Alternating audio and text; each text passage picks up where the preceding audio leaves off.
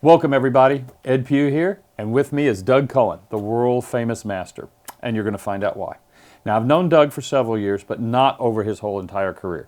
And we got together and decided to collaborate on producing this book of his career, and it is amazing. As you can see, it's hardback, it's 4-color, it's just full of all sorts of fun stuff. Now, what we're going to do today is introduce you to Doug. If you haven't met him already, you can. He'll be at ReaperCon. He's there. He also does several shows during the year, which would be, I know you refer to them by cities, like Atlanta. What show is the one in Atlanta?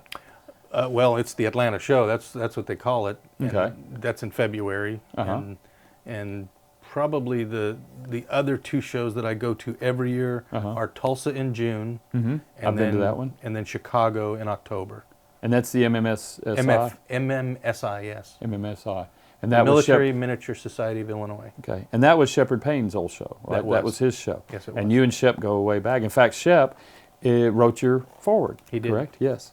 And amazing. I never got to meet Shep, but his modeling career is just absolutely 100% amazing. If you ever get a chance, look at it.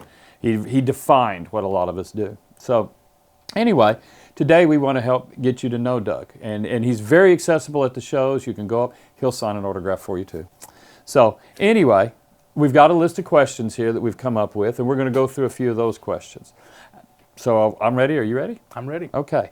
So this is a common thing when we do our show. We talk about how did you get into this, why you got into this, what are the enjoyments. So for you, when was the earliest time that you remember actually painting a model figure? Well, so when I was like 4 years old, my dad gave me my first model, and I remember building that. But it was always model airplanes. I was going to say, is it an airplane or a figure? Okay, my first model was an airplane, and I built a lot of airplane models, a lot of tank models, and throughout my entire middle school, high school period, it was mostly airplanes and tanks. But I would put figures in them. Well, when I moved to Tulsa to go to school, there was a shop called the Hussar. And I went in there. Great shop, yes. Yeah, and it was just a figure shop. It wasn't. It really. I mean, although there were some models there, some airplanes and tanks and cars and stuff like that. Mostly, like 90% of it was just figures. And I thought, why don't I just do a figure instead of, like, if I want to do a pilot, I can do a pilot, but without the airplane. So that was about 19. So we moved to Tulsa in '86. So. Oh, wow. That would be when it kind of started. So really we're talking 30 years here at least worth of effort? Yes. An amazing effort. Well, now, why, like you just said, you thought about adding a pilot to the figure, I guess for the display. So really at that time the function was the airplane, I guess, and then the pilot sort of became, well, I need an accessory, and then at some point you decided we're just going to do the pilot alone. Where did that fit into the equation? I think it really kind of started with Shepard Payne. Back in the day, he did these little pamphlets for monogram models, and they were kind of a how to build diorama pamphlet. And so you'd get a model of a B-17 bomber, and he would take that model, and he would, like for instance for the B-17, he had it crash, like it came back from a mission over Europe and was damaged. So as it was landing in England, the airplane crashed, and he had all the figures around it that sort of told the story. The drama came from the figures. All of the stuff around that. Okay, right. Yeah. So I started to think, if I really want to tell a story, an airplane sitting there it's neat and it's cool and I like it, but it doesn't tell a story. Right, it's just a static But if machine. I have a figure running to the airplane, it lends a sense of urgency, and you're like, oh, they're going on a mission. They're about to have to go do something. And so a story You builds. start a story there, yeah. Exactly. That's amazing. Okay, so that good. So now, with all of this, now this is one of the things we were talking about earlier. You actually sculpt now a lot of this stuff. Now, when did you start actually departing from just purchased models and maybe doing conversions to actually just from scratch sculpting? Well, so that was kind of when we moved to Tulsa. Because I had converted a lot of figures when I was doing model airplanes and model tanks to make them fit inside the tank or inside the airplane, or getting out of the airplane, or if a mechanic was working on it, you'd have to change arms or something. But when I moved to Tulsa and started painting just the figure without the without the mechanical part of it, the airplane or tank or car or whatever. They were interesting, but sometimes I wanted a particular uniform, or more often than not, I wanted a particular pose, or I would, want to portray some sort of a thing that happened in the pose that the figure. Most figures are kind of static, Right. and if you want an action pose, it was necessary to convert, and then eventually it got to the point where I thought I was training myself by doing the converting, but then just eventually end up doing the sculpture. Do the whole figure. And at some point, it just became easier to build the specific sculpt. Now, when I say sculpt, I've watched some of you do some of your work. You're not sculpting in the sense that we would say it here at Reaper for production. You're actually physically just building a model. So your legs might be hollow or have air gaps in there, all sorts of things that we wouldn't have here, but that helps you speed it up, and you're, I guess, building it specifically for what you're looking for, correct? Yeah. Oh, yeah. Okay. In fact, it's so much easier to sculpt a figure that I'm just gonna sculpt and paint myself than it is to sculpt a figure for production. Because, like you said, when you're doing something for production, you've got to you have to take into account all those things. You can't have an air pocket. You gotta have parts that fit together. There's some pieces are flat, but you don't want them to be flat, so they have to be sculpted separately so that they fit at different angles or whatever. Yeah. I would have to say, over all of the years, I know for me, there were people along the way that I looked up to, or I liked what they were doing. Who would you say were your inspirations, or did you even have an inspiration inside of there? Well, I had a lot of inspirations. Of course, Shepard Payne is probably, if I had to categorize him, he's like the father of what I do. Historical miniatures came from what he did. He plowed a lot of fields and planted a lot of seeds, and we, as historical miniaturists, I think worldwide, most of us recognize Shep. But I've got other friends. I mean, there's a guy named Greg DeFranco who lives in New York who's an inspiration for me. His painting technique is different. He's more of a canvas artist that's putting that knowledge and skill on a three-dimensional figure. He also does fantastic flat figures. I've never really done a flat, but if I ever do, it's going to be because Greg made me. And Bill Horan is another one who, if Shep is the father of our hobby, Bill Horan's got to be our uncle, because he really took what Shep did, because I think Shep inspired him as well, and just took it to the next level.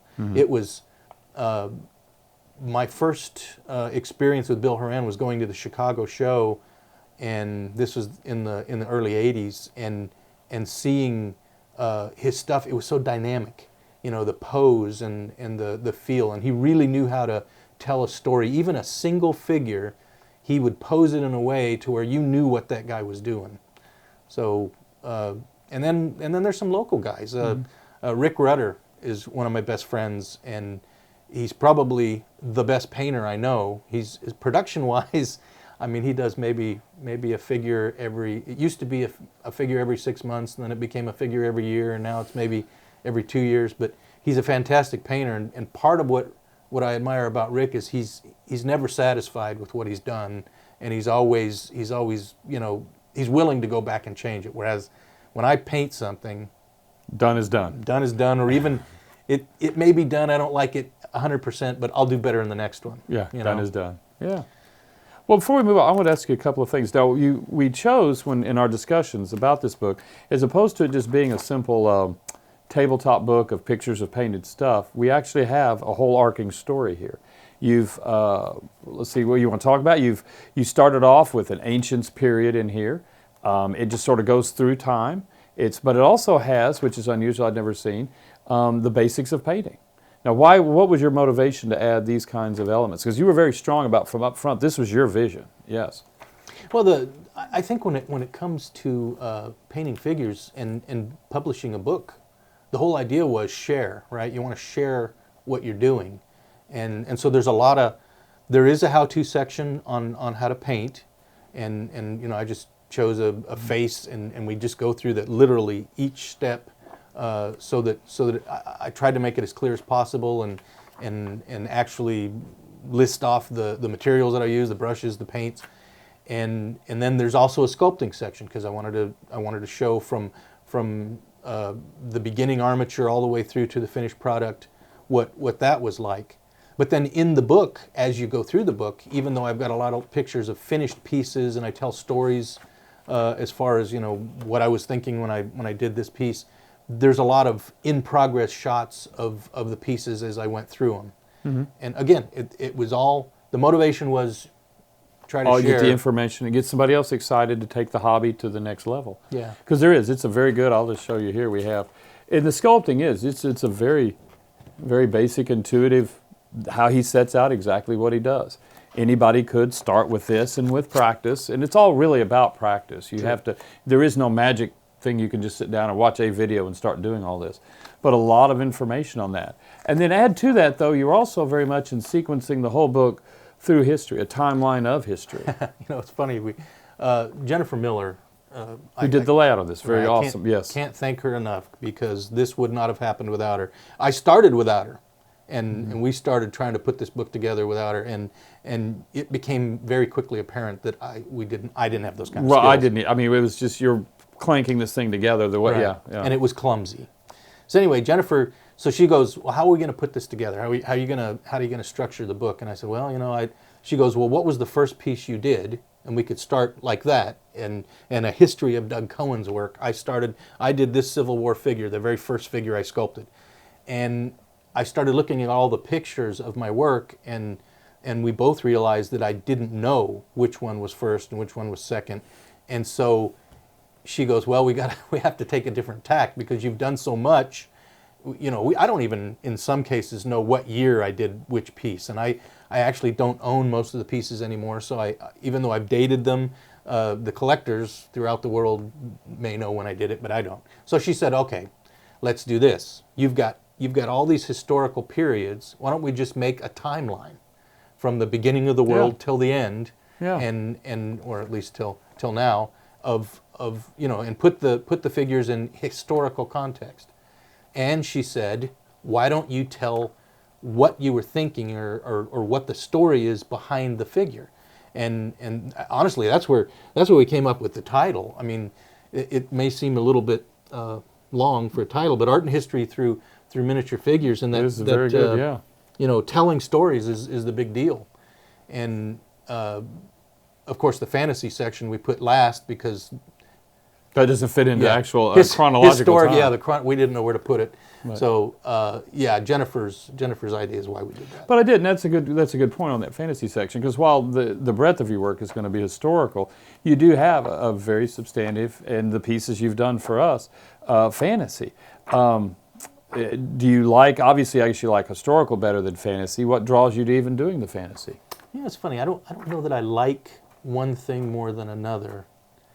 I don't really compartmentalize fantasy and historical. I like to paint, and I like colors, and it's actually very liberating to paint fantasy figures because with historical figures you're really doing a lot of research into uniforms and did this take place in a dusty place so the uniform should be more dusty, or did this take place in a muddy place, and all these things come into play that become important to convince both myself and the people that look at my work that it's historically accurate, and that can be a labor. It can really be a lot of work, and so fantasy frees you from that, and fantasy frees you from the constriction of you can only use this color instead of that color. I mean, And what's fun is you can take a World War II German uniform, which was gray, right? And if you wanted to paint it as a fantasy figure, do the uniform red. Right. Yeah, you can just go to blue town, pants. Yeah. And I've actually done that. So that's now one of the pieces I noticed in here, and this is when I was going through the book, is there's also fantasy in the history, in as much as we've got a piece here. Get it back up. Of a poor sailor up here with a pistol, duking it out or getting ready to, reminiscent with a white shark. Sure. So a great white. So in and of itself could Could this have actually happened? There's been enough people on the seas that there very well could have been a historical event like this, but it's nonetheless more of a vision, kind of a thing. So it sort of goes back and forth, I guess, in that. It's funny because that particular piece and others like it, yes, there surely is historical precedent that would say that there was an accurate thing, but I didn't have to have a specific story, and so I sculpted the figure, and while I'm doing it and while I'm painting it, the shark came from Reaper. It was just the front half of it. I think it was a shark front, but then it had legs, and so the Sharkman, the Sharkman stuff. And so I wanted to Jason cut off Reeby, the part of it that was not a shark and just made it a shark. That's why it's coming out of the water. And I saw the shark first, and that's what inspired it. And so I built this story in my head while I'm sculpting and painting the figure. And then after, when I'm doing the book, and Jennifer says, "Well, you should say something about this," I just made up a little story about a bad day. The bad day on the water. Yeah. So, there's, and then we also have, this is actually down in our gallery, the Bring Out Your Dead piece, which is a great diorama, historically based on the Black Plague. The Black Plague, and but at the same time with a lot, it's a nice little, got some fantasy twist to it. It was my little nod to Monty Python. Yes, Bring Out Your Dead. Yes.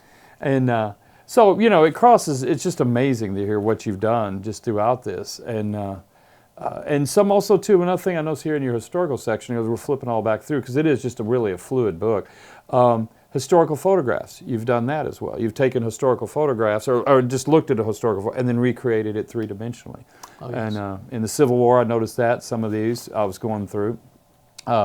Things like that. Your dioramas, again, here's another. This is a Civil War.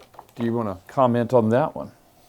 Yeah, so this is the mule shoe, and what inspired that was I read a history of that, and one of the officers that was there talked about how bayonet wounds were as common as musket ball wounds, and that's not really how the Civil War played out most of the time.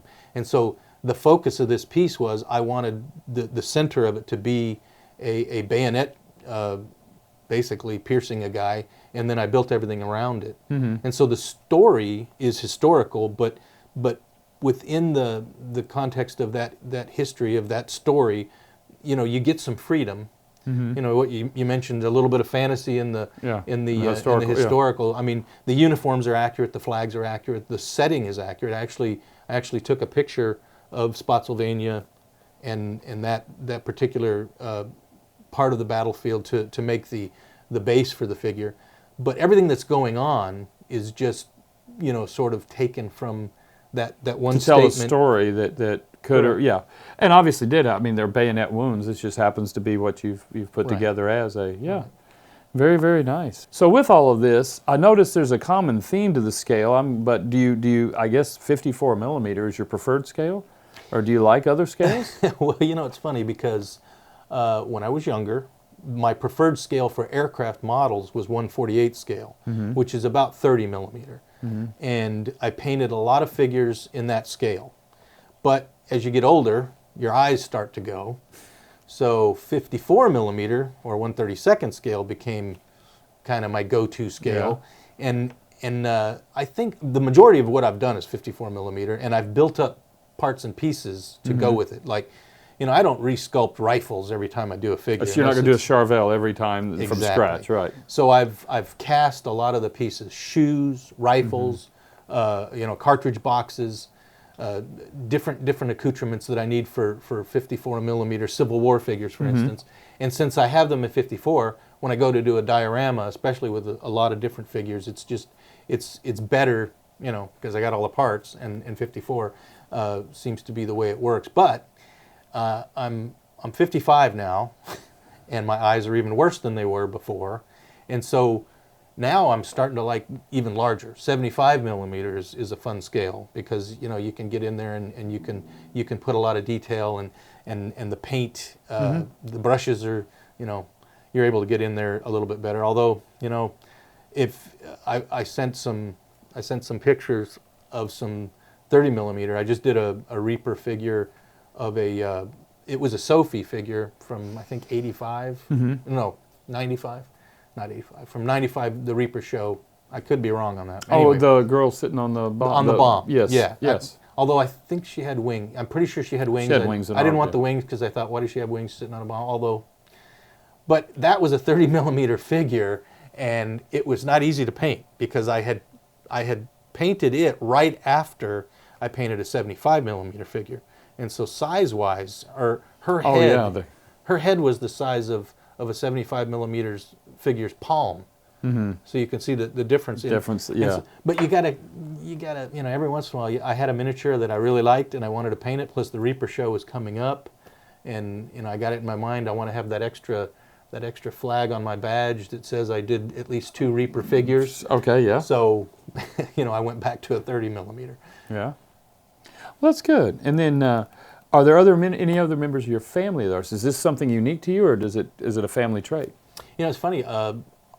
Pretty much everyone in my family, my wife included. My wife is very artistic. She's painted canvas pictures. There's pictures in our house hanging on the walls that she painted. She's really into quilting, and quilting is an art form. That is an incredible art form. Yeah. We have a lady here that is a phenomenal quilter. Yeah, and so I have my oldest daughter Heather is very artistic. She paints herself. She does a lot of crafts. There's nothing that she won't try, and she does a lot of sculpting, but in different mediums. She sculpts in felt, believe it or not, and she makes like fruit bowls out of felt. And she's taught her daughters, which are my granddaughters, a lot of that. She's very open to letting them express themselves artistically, and so they are now really getting into painting and Mackenzie, who is my oldest granddaughter, she's a little artist all by herself, and her sister Juliet is also very artistic. Their little baby sister Zoe, she paints, but it's mostly just a study of color. Color, yeah. And then my other daughter Heidi is actually a graphic artist. Oh, okay. And that's what she does for a living, and so she is very artistic, and she's the only child that I have that lives here in the Metroplex, and she lives in Fort Worth, has a house, and you go to her house, and her house is all just an extension of her art. Mm-hmm. And then my baby boy David, he's in the Air Force, but he's getting there too. He likes woodworking, and so he does. Yeah. He started with wood burning, and he did drawings on wood, and now he's just he's doing a lot of basically sculpting with wood and building tables and things like that, and he loves everything to do with shaping and things. So that's so it really is. That's a long answer to your question. But still, that's amazing. That's the whole family. But now you mentioned that your granddaughter, she's doing her study in color. This is a weird question, but is there a favorite color you have that you like to paint with, or I mean, just if you had to pick one? Yes, my favorite. Okay. So first off, my favorite color is red. And I love painting red, although red is probably the hardest color for me to paint. Mm-hmm. And that probably doesn't make any sense, but I think what I like the way it looks when it's painted. I love what highlights and shadows in the color red look like on three-dimensional figures. And it's always kind of a study in patience to not get it too pink and not get it too orange, and so I tend to go back to like Rembrandt paintings, because he painted like this big bright spot in the middle of a very dark field, but whenever he painted red, it was brilliant, and when I do red, I want it to look like that. So recently I just painted, speaking of red, I just painted the bones. What is it? The Afridi. Yeah. That was the one, the large bones black Afridi. Right, so she's like a 75 millimeter, I call her the angry girl, because she's got horns, and her feet, to me, look like an owl's feet, because they have claws and stuff. But I put a lot of red in that figure, because she seemed like something that would have red. And it was fun to paint her using all the red, and it was, I probably bought... Anne will kill me because I'm saying something wrong. I think I have like 20 different reds from Reaper, and it's amazing how all of them were Have their used on that figure. figure. I had red all over my palette. My wife's like, "What are you doing? Did you cut yourself?" But anyway, Well, obviously, you have continued to work beyond the published date of this book. Yes. And we actually have some photos from that. So I'd like to take some time as we go through these photos, and Justin will scroll them, and you can comment and tell us what you were doing. And that gives you an insight, again, to what you're going to see here. So on this first model, she's Well, standing there? yeah, this was a weird figure. Well, it wasn't a weird figure, but it was interesting how I came up with what it is. It's a 75 millimeter figure from the company Scale 75. Okay. And she was like a warrior babe, typical, very very little clothing, but it was all armor, and to me that's never made sense. But anyway, I love Star Wars, and I had this thought, why not? Because she had a spear originally, and I thought, why not give her something other than a spear? So I gave her a weapon similar to what the Sand People used, that big long rifle in Episode 4, and I thought, well, yeah, I'm going to give her that. And then her right arm, I made it a mechanical arm. I gave her a new clone, not a clone trooper, I'm sorry, the new stormtroopers from the most recent movies. I gave her a helmet from one of them, although it's not white, it's painted kind of camouflagey and stuff like that. And so what I called her, she's supposed to be one of the Fets. She's a bounty hunter, and so I don't remember the title right off the top of my head, but it was her name, the Fett. The Fett, yeah. Yeah. Okay. Yeah. I think I called her Arb something or other. Just something that I wanted to sound Star Warsy. Right. And it was a lot of fun to paint. Great figure. Scale 75 figures are They're just very good. Fantastic. Very nice. Yeah. Brian's doing it. It's great stuff happening there. Yeah. And then you were talking about Star Wars, and? Yeah, so this is, Bandai has come up with some 1/12 scale figures. They've got stormtroopers from the the clone troopers all the way through to the Episode 4 stormtroopers, and then the newer stormtroopers. They have stormtroopers from the Rogue One movie, which there were some different stormtroopers in there. Yeah. Just different versions of stormtroopers. But anyway, they did one model of Luke Skywalker, and they actually gave you a Luke Skywalker face, which is a really good representation of Mark Hamill's face. But I wanted to do a couple of stormtroopers like on an outpost planet somewhere, and Off the beaten trail. Off the beaten trail. And I'm like, I don't want to do Luke Skywalker, but I want to have one of the guys with his helmet off, and this was the only head I had that with a helmet off. So I posed him holding his helmet, and I took Luke Skywalker's face and I tried to disguise it a little bit. And I think it's the hair is more of what gives it away, is that it's Luke, I think than the face. You can still tell it's Luke, but I gave him a patch on one of his eyes, and I've got this big scar coming down his cheek to make him look like if it is Luke Skywalker, it's a clone of him or something. Yeah, he's seen the elephant. This guy's been there. Yeah, it's somebody else. The funny thing about that model, I wanted to put something on the base besides just the two stormtroopers. And I thought, I need some equipment or an ammo box, right? Right. And I thought, I need an ammo box. But I wanted it to look like a Star Wars type ammo box. I started looking at all the movies, and when they're prepping the X-wings to fly off. Oh yeah, and they have all this equipment on the ground, and I'm thinking about it, but I can't find anything. And I thought, well, I guess I'm just gonna have to put something together. But I didn't want it to be too angular. I wanted it to be like smooth-sided, maybe round-sided. And I was shaving one morning, and the little plastic container that the shaving blades the razors come in. Yes. Yeah. I'm like, that's perfect. Perfect. So I painted it, and there you have it. There you go. Yeah. All right. So in this one, we've got something. Go ahead. Okay, so this is a commission that I did for a guy. It was inspired by Steve Hardin's book. He did a book on the Alamo, and so this is a Mexican Lancer. During the Battle of the Alamo, it's scratch built, and mostly scratch built. The horse came from a master box kit.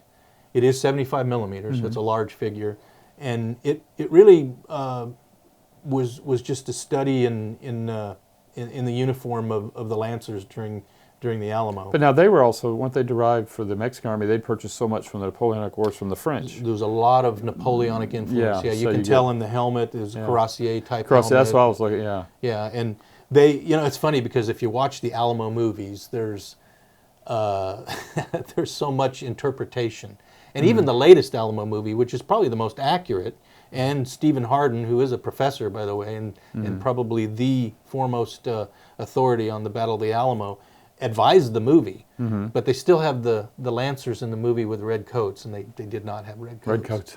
But Yeah. it was colorful, and Hollywood wants to To fill, yeah. jazz it fill up a in. little bit. This is an interesting piece. I liked it. It was almost Revolutionary War period, I guess. I don't. What's the story there? So this was a commission also, and the man that I did this for, he wrote a book, or he's writing a book, and there was a specific incident at I want to say Brandywine, but I think that's wrong. It wasn't Brandywine, and I can't think of the battle at this time. But anyway, the whole gist of it was somebody wrote in a journal that they saw during the battle, officers got up on the roof of a farmhouse, and with their spy glasses they were reconnoitering the battlefield, and so I wanted to make it, because he wanted 3 figures on top of a roof. A roof, yeah. And so of course the shingles were important, and I wanted to make sure they looked period, and so I did a little research in that, took pictures from Brandywine, and I don't think it was Brandywine now that I think of it, but I can't think of the battle. Anyway, but I wanted different uniforms too. If you look, there's slight variations in the uniforms, different ranks. So you have one guy who's taking notes as the other 2 guys are looking through their spy glasses. To watch, yeah. One guy's pointing, hey, do you see that over there? There's movement, whatever. We need to deploy our forces. Yeah, be sure to see that, yeah. Yeah, and that is also 75 millimeter, by the way. And with the variations, is this back, that allows you that liberty because I think back then the officers more or less paid for their own? Yes. Yes, so they obviously had to have a theme to fit in, but Right. at that point they had their own tailors give them their special yeah, okay. Correct. And like lapel colors were, black was engineers, blue was infantry, things like that. There were some specific You had things to they had to have, follow, but but yeah. yeah. Yeah. So the color of the red varied. Is that, Justin, we have any more? We have one more. The last one. So that's an old Sophie model that we were talking about earlier. It is. I want to say it was the Reaper show figure for 95. I'm not 95? positive. I don't know. I don't I wish believe I it. should know, I guess, but I mean, I've Yeah. seen a lot. Someone will correct me. Maybe it was 2005. They'll enjoy correcting me. They'll always like that. Of course. They enjoy correcting me too. In fact, I got a buddy named Bob Bethea who That's his his sole purpose goal on in the life planet is to correct you. is to tell me that I was wrong. Bob's And, a great guy. Yeah, he is a great guy, and he's unfortunately right most of the time when he tells me Oh. I'm wrong. Anyway, yeah, it was a Sophie. She originally came with a different bomb. I, being the historical guy that I am, and because I have all kinds of airplane models, she's a 30 millimeter figure, so the bomb 30 millimeter translates more or less into 1/48 scale, and so I had a bomb, believe it or not, from the Panther that we looked at earlier. Oh, okay, Came in yeah, the the kit, Navy but I didn't Panther, put the yeah. bombs on the Panther, Yeah. and I thought, well, that's a great 1,000-pound bomb that she could be riding, because she comes with a bomb, but it looked more like a torpedo. Yeah, it's an older, yeah. Yeah, it was probably some kind of ordnance from something, but I didn't recognize it and wanted to put a different bomb. I don't even know why we mentioned that. It doesn't really matter. She did come with wings, and I didn't want to put wings on her, so I resculpted her back and just, Yeah. formed the But jacket. she's just sort of really almost a classic World War II pinup babe. And you She see is. on the There- side, painted on the side of a B-17. Yeah. In fact, there was a B-24 called Iron Rain. Oh, okay. And the picture, although it's not exactly like this, very similar. Oh, a wow. girl riding a bomb. There we go. And of course, I'm painting this, and my wife asked me, well, isn't she going to blow up when the bomb hits the ground? Well, technically, yes. Well, That's no. assuming she holds on for the entire flight. But again, while I'm painting, I can make up the story, right? Mm-hmm. And so I say no. At the last minute, right before the bomb hits the ground, she's going to jump off, and everything's going to be fine. She's superhero enough to write it down. So, of course, Exactly. that is perfectly, Exactly. perfectly acceptable, yes. And she is a pilot, obviously. She has a flight Okay. suit on with the goggles and all that. Well, that'll wrap that up. We've really enjoyed having you here, Doug. I hope you all have enjoyed learning all of this. So, sir, if you get a chance, get on there, pick it up. It's not disappointing. If you want a signed copy, just put it in your notes. We'll have some here. So, do you have anything you want to add? No, I don't think so. We had talked about. I'm doing a workshop at this year's Reaper show, and we had talked about having the books available for the people in the workshop. Are we still going to do Yeah, that? yep, they will be there. Okay. So, Well, if you take my workshop, you all get right. a book. There you go. All right. Well, we will see you later. I hope you enjoyed it.